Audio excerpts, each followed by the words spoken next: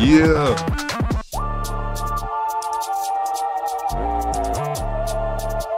We're going to take a trip inside the Potter's house.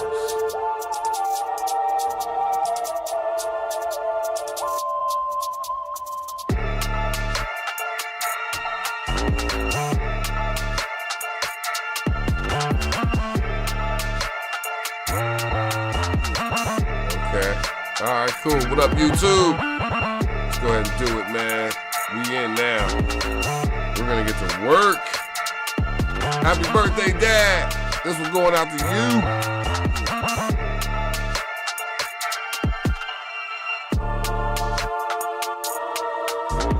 Oh, snap. What up? What up? What up? Facebook, YouTube. Man, we in the building today.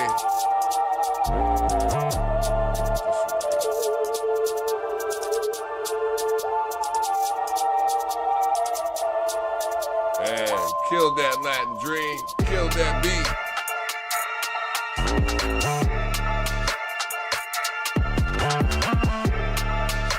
Yeah.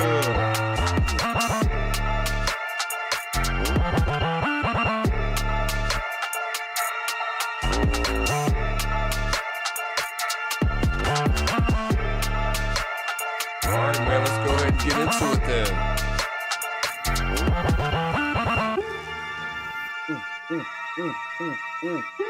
Oh man, got the new background. Oh snap. Oh snap. It's on, man. It's on now. You messed up. You messed up and let me get on camera. Okay? You messed up. We going in tonight. That's it. Can't take it anymore.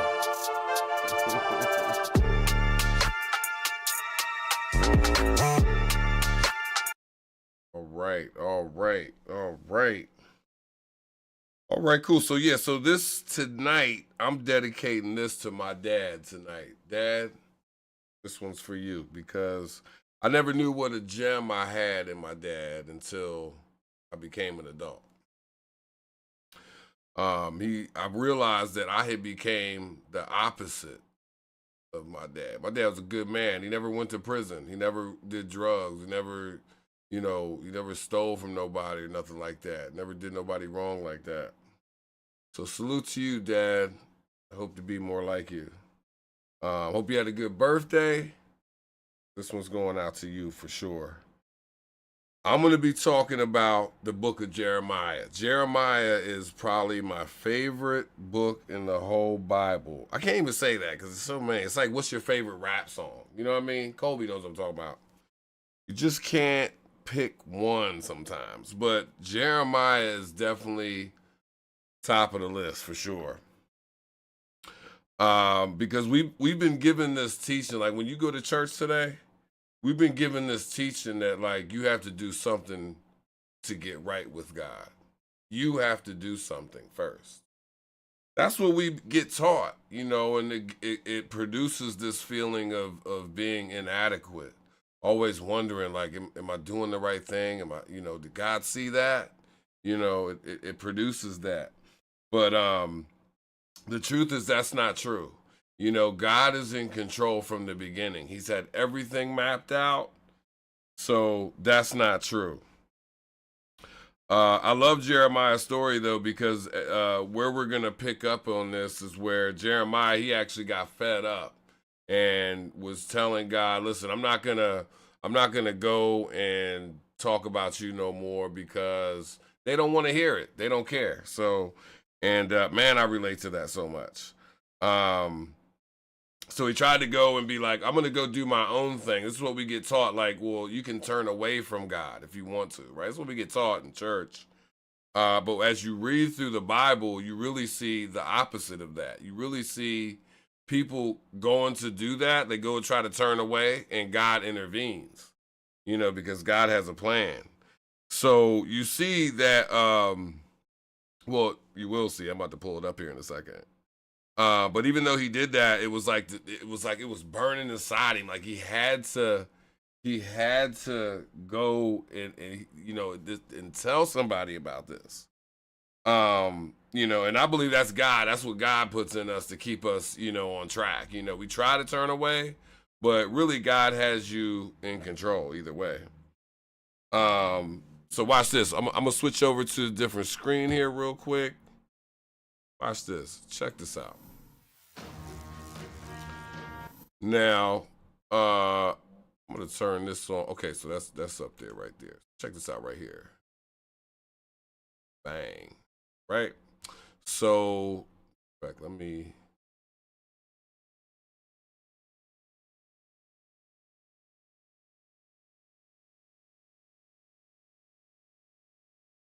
All right, so see that, right? So that's Jeremiah 18, starting at verse 1.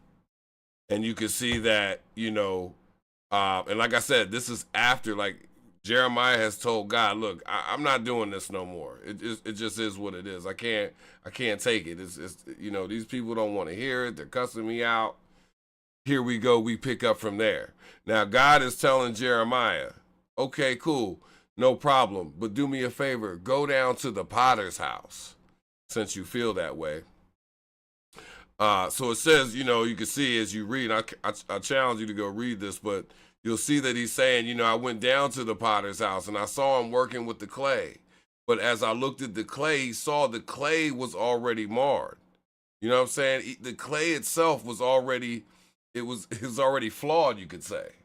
So he's looking at this and he's saying, and God is telling him, you are like the clay.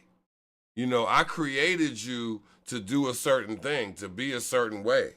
And also, I created you knowing that you would be flawed. I put those flaws in you.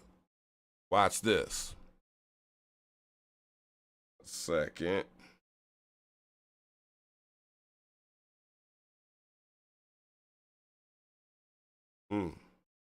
He got to show us the truth sometimes. And he does that here as you read. If you read down through this story, you'll see that. So let me go over here real quick and get control of this, because you'll see that he's saying, can I not do with you, Israel, as this potter does? Like, he's talking to us. Like, even though Dr. Frank Turek, he's going to come and confuse everybody and say, oh, no, he wasn't talking to you. He wasn't talking to you. He was talking to them back then in that day.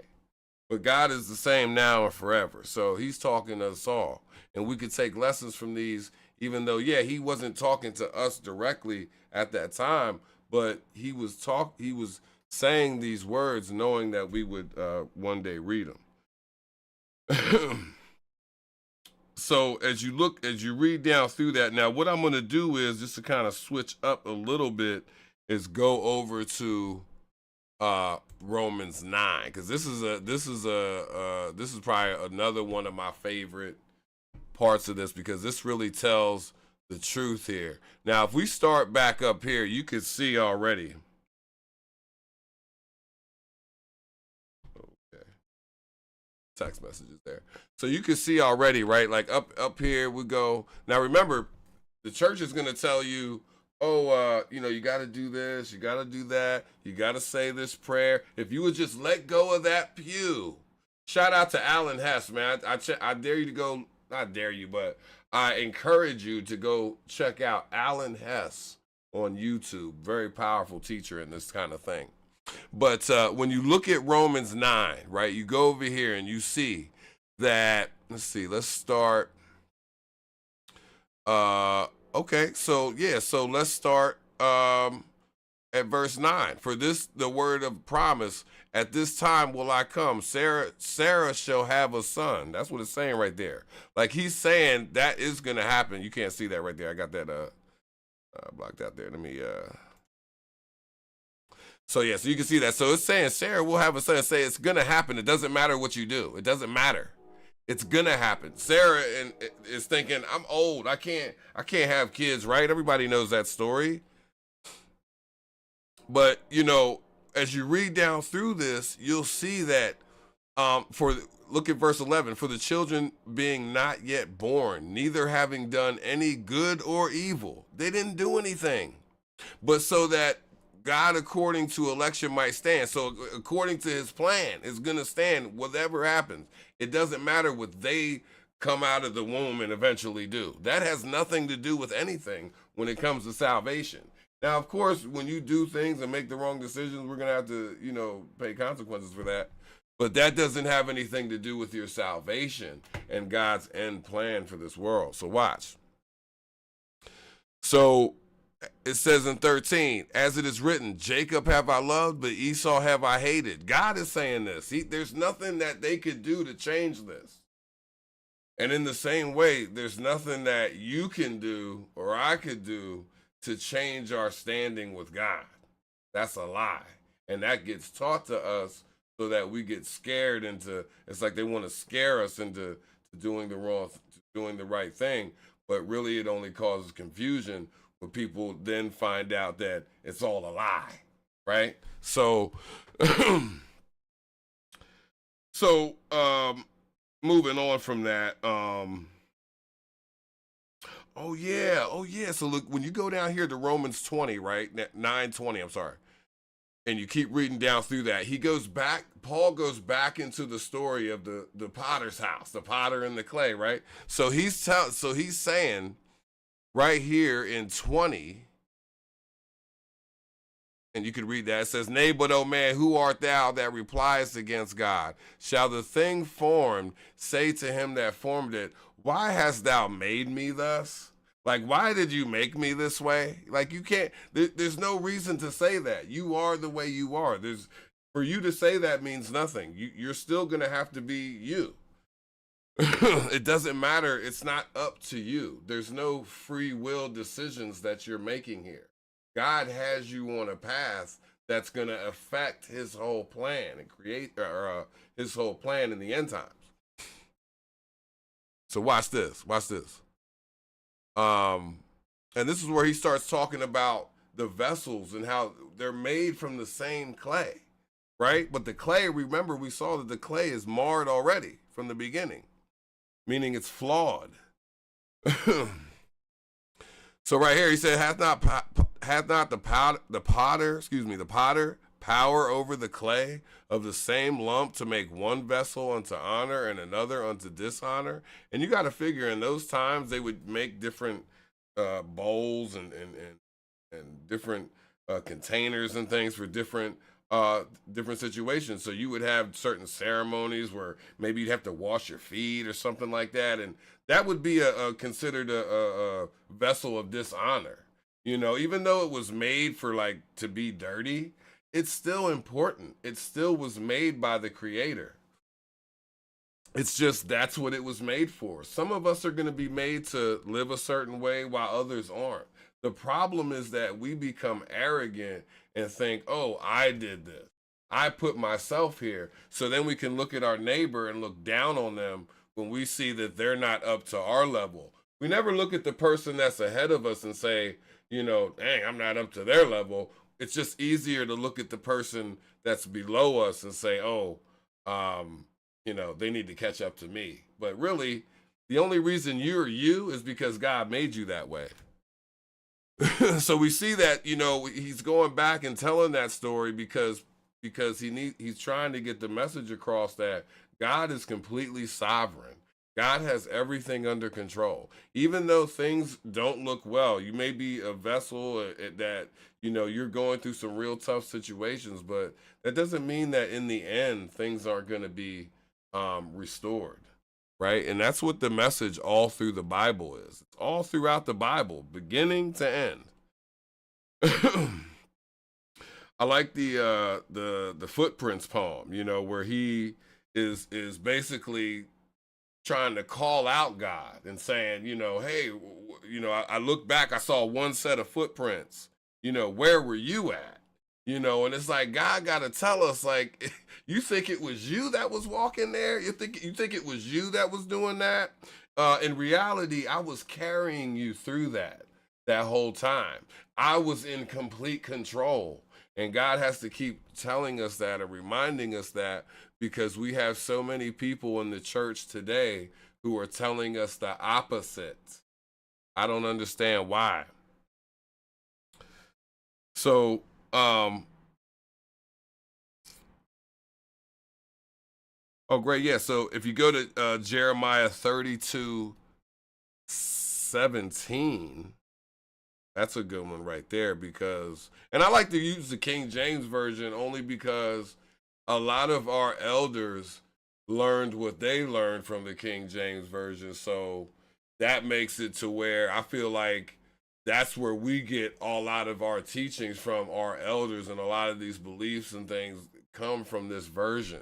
So I like to go back here and look at this version and see how it really says a lot of the opposite of what we get taught, right? So look here. So Jeremiah 32:17, it's basically saying at the end of this, it says, there is nothing too hard for thee. There's nothing too hard, but we get hit with this message like this. This is what we get hit with.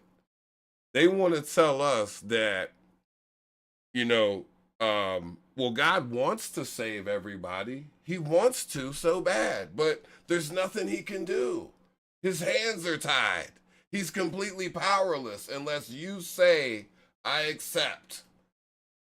But notice this.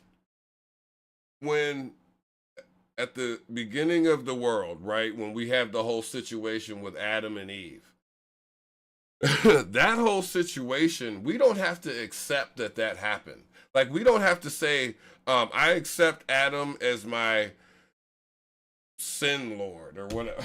I don't even know how you would say that, but I'm just saying, like, you don't have to accept that. Like, you're born into this world, you're born a sinner, and that's just the way it is. And in the same way, doesn't Christ have all the more power to override even what we may want to do, right? So so there's no walking away. That's the thing. There's no, like, I'm gonna walk away from God. Like, that concept isn't real, because everything you do is ordered by God, you know. And when you look at different stories in the Bible, like, look at Pharaoh, look at Paul, look at Jonah. You know, Jonah, he tried to walk away, didn't he? And then we circle back to Jeremiah, because, like I said, Jeremiah was like, listen, God, I'm not doing this no more. We all get to that type of place at some point. But we have to be reminded of who we are to God, and that we're just the clay. We don't have an option. Seems like you do, but we really don't. I've never been good with the whole, I've been told, like, you know, to have faith in God is like if you were standing on a cliff and you were to step out, you know, with nothing there, and just believe that God will provide something for you to step. See, I've never really been good at that. I can't do it, right? And there's this, you know, and God, I feel like he understands that. Like, he understands that our weaknesses in this world, and how we get scared, and we, you know, because we can't see what's going to happen. You know, we get taught that, you know, if you don't believe,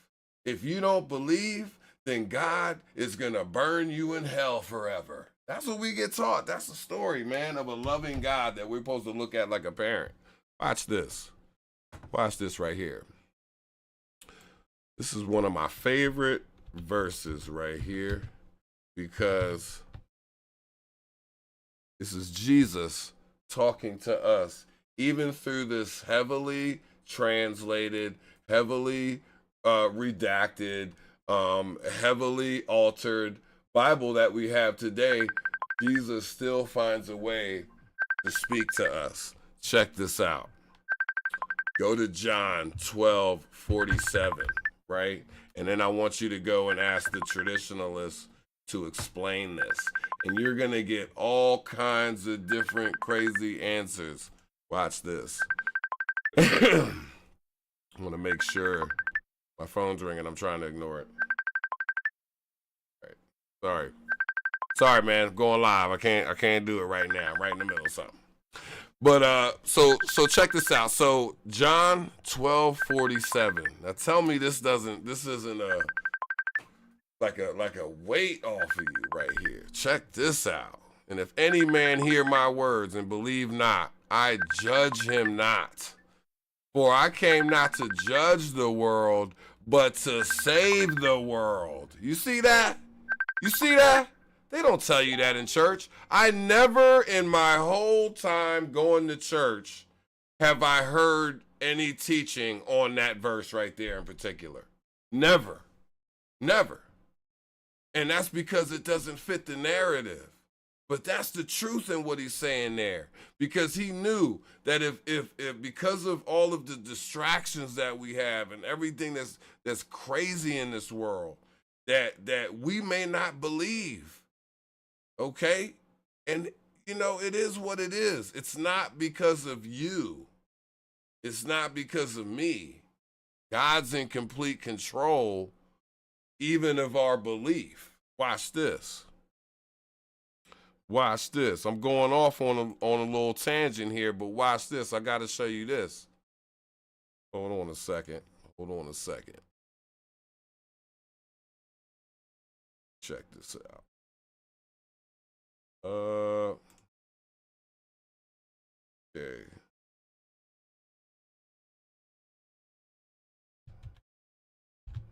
Should have had this pulled up already.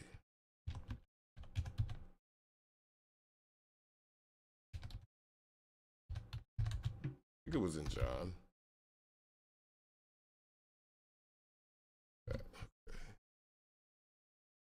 Even God is even in control of our belief, and that just the fact that you believe in God is only a product of God first working with you. Check this out. So if you go to John 12, oh yeah, John 12 again. John 12. Open that whole thing up right there. John 12 and okay, let's go 37. John 12:37. Let me get this back up for you. John 12:37. Watch this. Watch this, man. They never taught us this. Watch this. John 12:37. But though he had done so many miracles before them, yet they believed not on him. Now stop right there. Because I always heard people say, if I saw this, you know, come out of the sky, and if I saw that then I would believe. That's what they say. But listen, look at this. These are people that saw what Jesus was doing. They heard all the stories. They saw the miracles. They saw him bring people back from the dead. They saw him turn water into wine. They saw all of that, right? And they still didn't believe. Why? Why? Check this out. If you go to 40, right? Matter of fact, no, we'll go down through the whole thing. Start at 38, right? We read 37. Now go to 38. That the saying of Isaiah was that's the Old Testament, that's the King James version of saying that, but the saying of Isaiah the prophet might be fulfilled. This was a fulfilling of prophecy, meaning God ordained this to be the case before the beginning of the world. Watch. This was prophecy that was spoken in the Old Testament that this would happen. So he says he had blinded their eyes and hardened their heart, that they should not see with their eyes, nor understand with their heart, and be converted, and I shall heal them. See, he didn't say, okay, so they did not see, nor did they understand, so I'm going to burn them in hell forever. That's not what he said. But that's what we get told going to church. Sitting in church trying to get right. They're going to tell you, if you don't do this, if you don't do that, that God's not going to bless you. And that's a lie. Lies. Lies. Let me get back on track. Since that's right there is showing you that God will purposely blind people for a certain purpose. Right? So if those that don't believe right now, give them time. Give them time. Now watch this. I'm gonna go to one more on that note. One more on that note, because I'm telling you right now, this is going to be the verse that shows you that. Well, I'm not even going to say it because everybody has heard these verses already. What I'm getting ready to say. They'll say this kind of stuff in church, right? They'll say that every knee will bow, every tongue will confess, and all will come to the knowledge of the truth. But what they try to tell you in church is that, oh, yeah, that's going to happen right before he tosses you into the lake of fire. Rawr! Like, come on, man, cut it out. Cut it out. It doesn't say that. It doesn't say that here. He's saying, I'll still heal them. I'm going to take care of that. Don't worry about it. Even if they don't believe me, I made that happen anyway. It was a purpose for it. That's what he's saying right there. It's right there in black and white. Whatever we do, whatever we are, God made us that way. Understand, you're still special. This world is trying to trick you into thinking that you have to be better, you have to be more, you have to be this. All up and down your timeline, people acting like, oh, we got to get to the bag. We got to get to the bag quick. But it means nothing. God is in control. If you don't have it right now, it's because God didn't plan that for you right now. I know you want to say, oh, if I just did that, if I just did this, but that's all theory.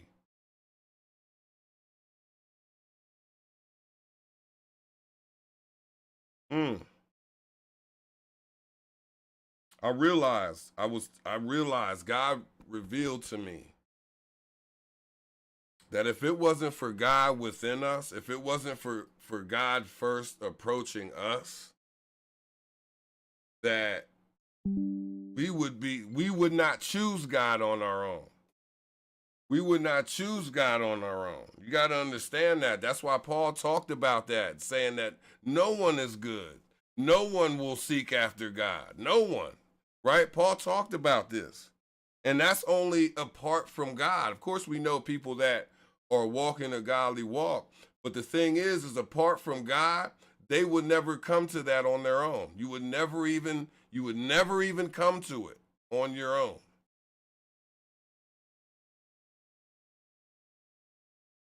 It's like they want to tell you, like, if you bow your knee today, God will save you.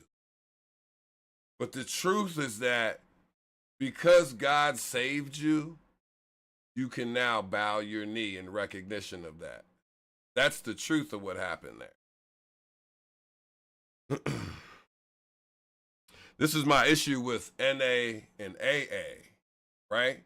Because they want to make it seem like it's all the individual, right?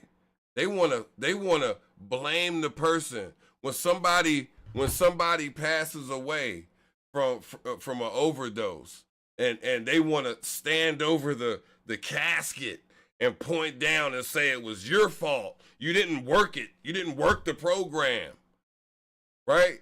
They want to say that, but in reality, this whole opioid crisis was orchestrated. Big business and big government conspired together and created this. It's well documented. You could go and look up. But yet people will look at the people that were affected and look at them and point at them and say it was you and condemn them. Just like my friend Kelly. She passed away. She was a victim to this scheme that this government, through the FDA and through these big businesses, conspired together to figure out how can we hook the whole country. You want to talk about selling dope? America's the best that ever did it. And yet they're gonna look at my friend and say it was her fault because she didn't want it bad enough. Well, I stand against that. I stand in protection of that. Those that we lost were victims of this cruel world. And one day, they're not burning in hell because of the choices they were making. They were sick, affected by drugs that a lot of people were given to them by their doctor. So it's easy to point at them because that's who we see. But behind the scenes, this whole thing was orchestrated. And so it's easy to blame the individual.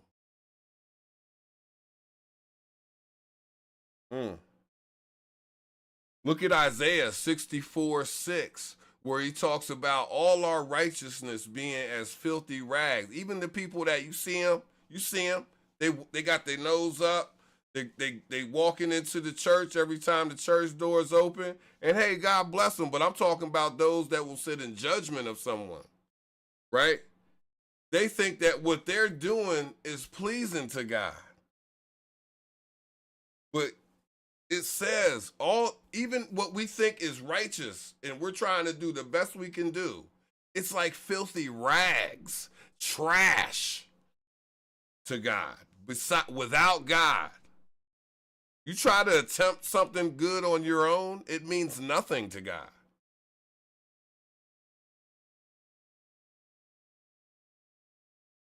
Look at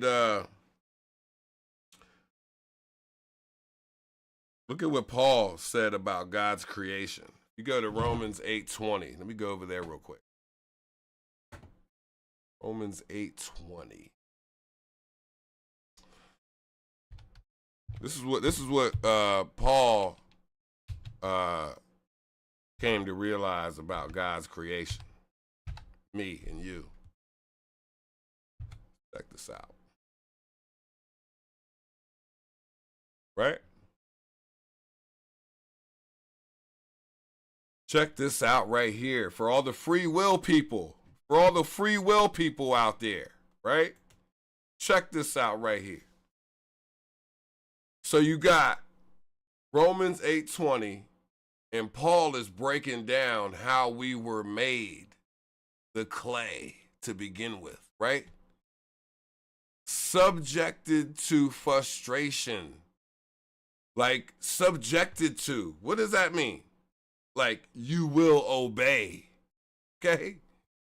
Not by its own choice, not by our own choice, right?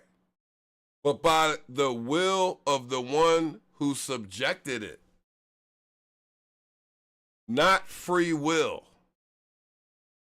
It doesn't say by its own choice and by its own free will. That's nowhere in the Bible. Where do we even get that from?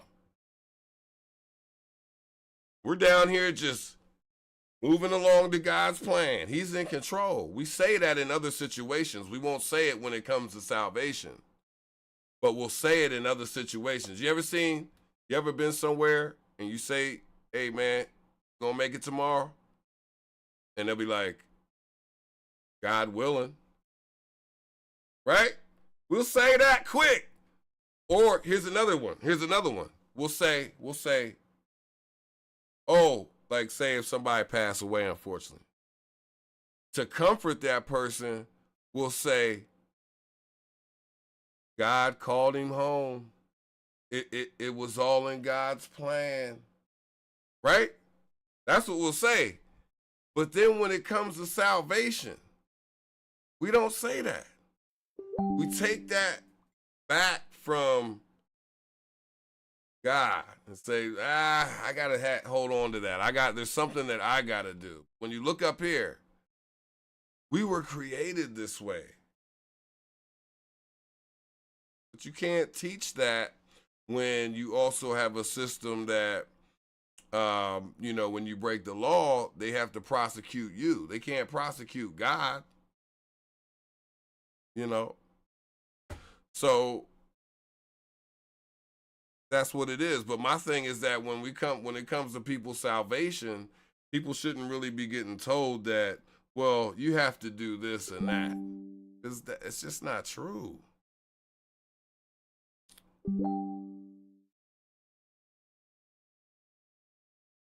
Not true.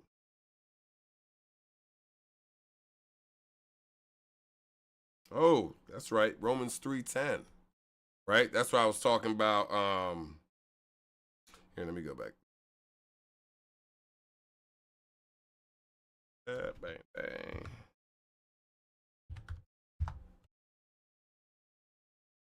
Yeah, so just like I was saying, no one is righteous. No one's good. You know what I mean? Apart from God, it's just God happened to come into your life. And whatever you have going good right now, he blessed you with that, man. The arrogance needs to die at the potter's house.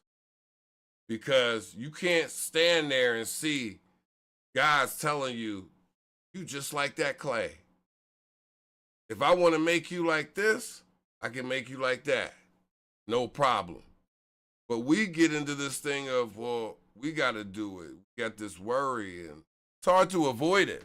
But when it comes to people trying to guilt and shame you, that's not the message that God was talking about in the Bible, for sure.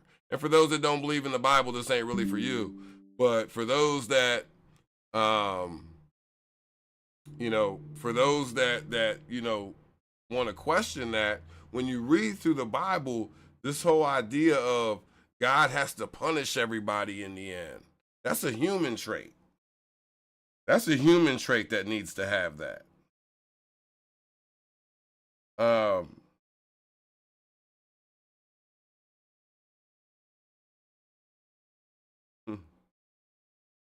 Yeah, so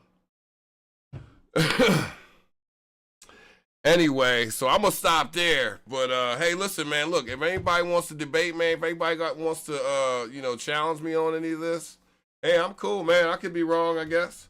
You know, but unless you can show it to me in the Bible, I mean, you know, it is what it is. Because a lot of people, they'll point out a verse and then they'll put that but on the end. You know what I mean? But, you know, you got to do that. But you got to do that, you know, so. But it is what it is. Getting ready to get up out of here.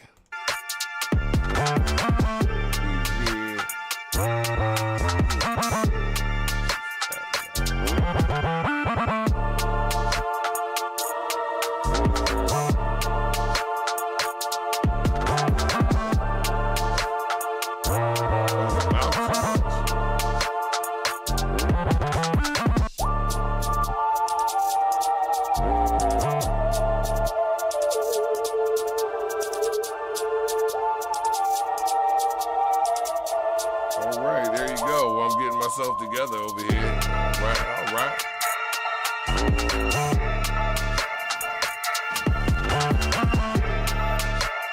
I mean, put that work in on him, man. Secrets to recovery. We live in the building. Shout out to you, Dad. This one's for you.